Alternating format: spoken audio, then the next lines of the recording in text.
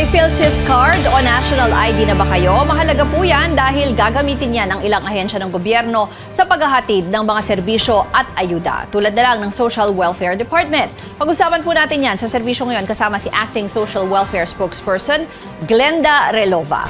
At pwede rin po kayong sumali sa ating talakayan, i-post ang inyong mga tanong o komento sa ating Facebook Live. Magandang hapon po, Asek Glenda. Hello, magandang hapon po, Miss Ruth. At sa inyong mga taga-subaybay dito sa atin sa programa natin ngayon. Una po muna, paano po ba mapapadali nitong National ID o ng PhilSys ID yung paghahatid ng serbisyo at ayuda ng DSWD? So, ang DSWD at Philippine Statistics Authority ay pumirma ng Memorandum of Agreement sa pag-adopt ng ahensya sa Philippine Identification System. So, meron tayong dalawang programa na ipapilot natin dito. Isa dito ay ang Pantawid Pamilyang Filipino Program at ang isa dito ay ang ating Assistance to Individual in Crisis Situation. So, ito po ay gagamitin ng ating ahensya upang ma-validate po yung pagkakakilanlan or identification po ng ating mga beneficiaryo. So, ito po ay simula lamang. So, based on existing law ng ating Philippine Identification Act, minamandato po ang lahat ng mga government agencies na gumamit po ang ating Philippine ID system po ang ating gagamitin sa pagbibigay po ng mga serbisyo sa ating mga kababayan. Pwede po bang pakipaliwanag paano po niya mas mapapabilis? Kasi po ba may naka-database na po ba siya? May isang computer na madali na yung ma-check yung number, yung ganun po? Opo, kung ating babalikan yung ating mga pamimigay ng ayuda sa mga nakaraang panahon, makikita po natin na nahihirapan po ang ating mga beneficiaryo na magbigay po ng talagang legitimate na ID at kalimitan po nagkakamali yung mga datos nila, kaya po nagbabalik-balikan ang ating mga data. So since ito nga po ay initiate ng ating Philippine Statistics Authority, validated po lahat ng information dito. So, ibig sabihin, mas mabilis silang makaka-enroll sa mga programa kasi the mere fact that they're holding ito pong ating Philippine ID system, ang ating PhilSys, validated na po yung kanilang information kasi dumaan po sila sa masusing validation ng ating PSA at ang lahat ng mga information doon ay sila mismo ang nagbigay during the registration. So pag ganyan po, paano po yan? Cashless na rin? Yung mga mas madali yung online transactions? Ano po ang benefits? Hindi naman po automatically na when you have the PhilSys ID, cashless na po ito. Pero ito po ay isa lamang sa mga steps na atin pong tinitingnan kasi kinakailangan po magkaroon din ang ating mga beneficiaryo ng account. So, kung makikita po natin dati when we distributed po yung ating social amelioration program using ang FSPs, meron po silang nakakreate doon na transactional account. So, kinakailangan po ang ating pong mga kababayan ay tinatawag nating unbanked or meron po silang one account po kung saan naman po maililink po natin ang ating Philippine ID system. So sa ganung pamamaraan po, mas mabilis po nating maipapatawid ang lahat ng ayuda, hindi lamang po ng DSWD, kundi ganun din po ang lahat ng ahensya ng gobyerno since meron naman po yung data sharing agreement paggamit po ng ating PhilSys ID system. Okay, pero paano nga po kung wala ka nito? Anong comparison, kunwari, dun sa paghahatid or sa bilis ng serbisyo if you're just using a regular ID like your driver's license or your BIR ID compared po dito sa national ID? Ang atin po kasing national ID, as what I mentioned earlier, validated na po yung lahat ng information. And meron po tayong Republic Act 11055, ang Philippine Identification System Act, na nag-uutos na valid at ito po yung gagamitin namin na ID. So parang hindi na siya masyadong marami pang tanong.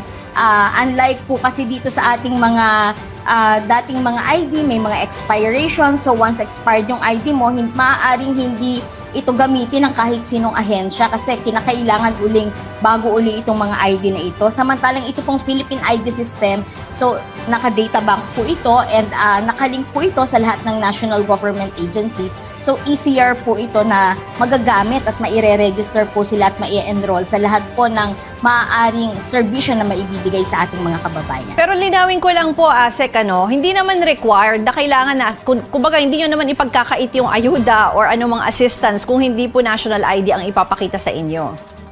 Hindi naman po, but we are encouraging Yes. po itong ating mga kababayan at isa din po sa pinag-iisipan ng DSWD at saka po ng ating PSA is maglalagay na po kami ng kiosk doon po sa mga satellite offices namin, sa ating mga regional offices kung saan po nagaganap itong ating distribution po ng ating assistance ng individual in crisis situation. So doon po kung wala kang PhilSys po pwede ka na pong mag-avail. Pero ito po ay nasa pipeline pa lang po ng aming pag-uusap po ng PSA. So para mas malaki po yung coverage. Kasi kung makikita natin more than 500 po na mga kababayan natin ang pumipila sa mga DSWD offices every day. So, across sa buong bansa po, napakadami po niyan. So, may captive audience na po tayo para po mabigyan po din natin ng PhilSys ID po.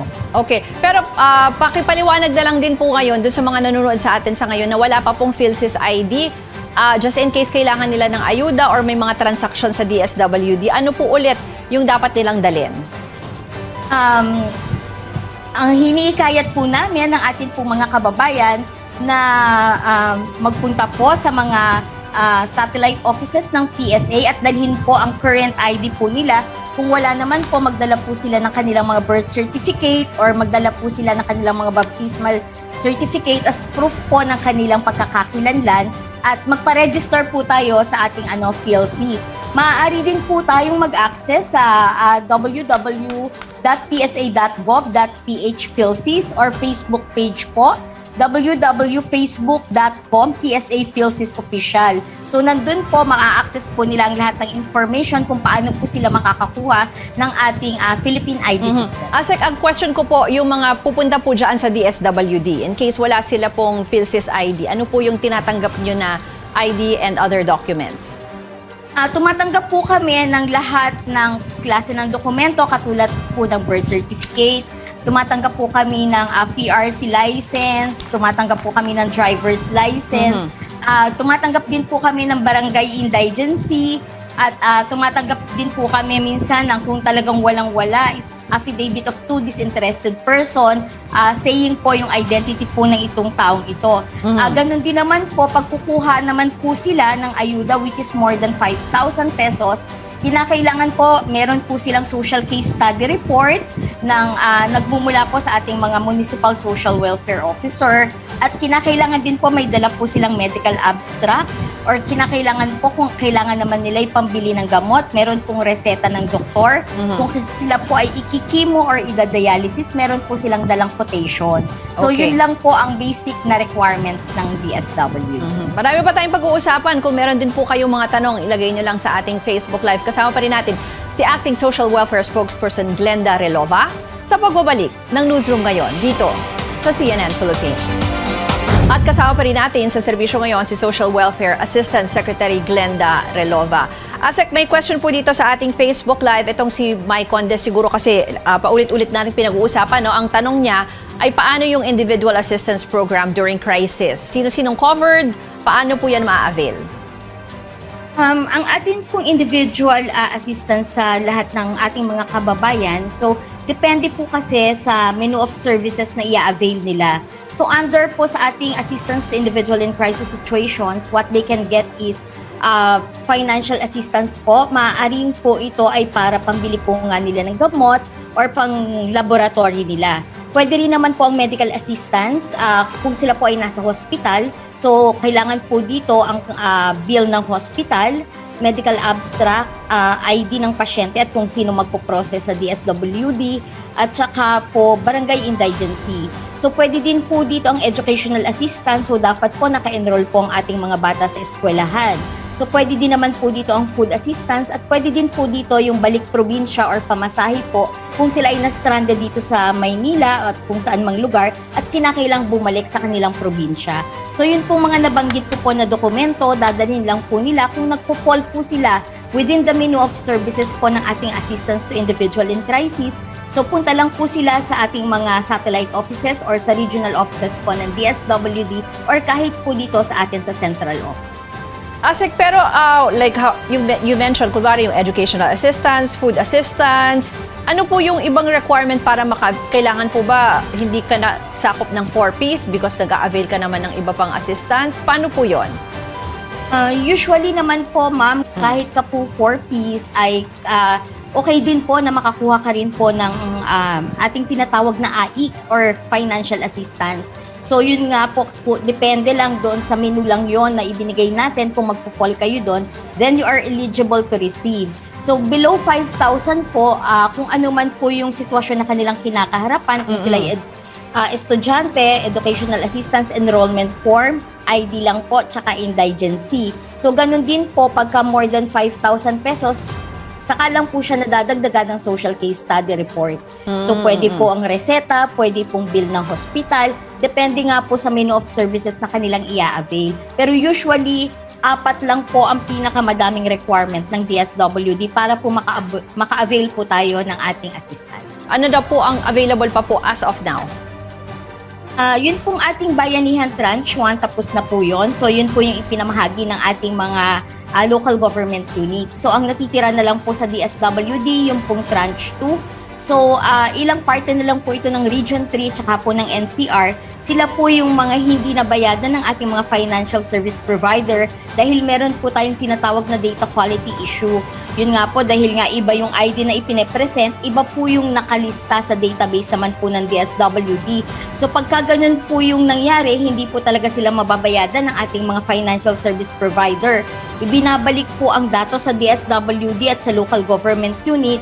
At nung nagtapos na po yung pamimigay ng ating FSPs, ang atin na pong mga DSWD regional offices, through our special disbursing officer ang nagbabayad sa kanila. So may mangilan-ngilan na lang po ito sa Taguig, sa Las Piñas, at ilan po sa Region 3. Opo. Asek, ito po si Xylem Aquino sa ating Facebook Live. Sabi niya, meron daw po babang ayuda para sa mga senior citizens? Specific to senior citizens po, aside po doon sa tinatanggap nilang regular na cash grant po, ito lang din pong assistance to individual in crisis situation ang maaari po nilang makuha. At kung po may kailangan silang pambili ng gamot, utusan lang po nila ang kanilang representative. Hindi na po kinakailangan magpunta ng ating lolo't lola, lalo na kung mahina at may sakit. Magbigay na lang po sila ng authorization sa kanilang anak, sa kanilang apo, para po maka-avail ng kung ano man pong kailangan nila, whether it is food assistance or ito po ay financial assistance to buy medicines po.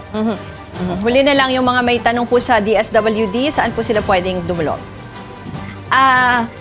Pwede po silang magpunta po sa ating mga central office, pwede po silang magpunta sa atin pong mga regional offices, at pwede rin po silang magpunta sa mga satellite offices sa atin pong mga probinsya. So meron po tayo doon na mga personnel na mag-aantabay po sa inyo at a-assist po para po mabigyan po kayo ng serbisyo.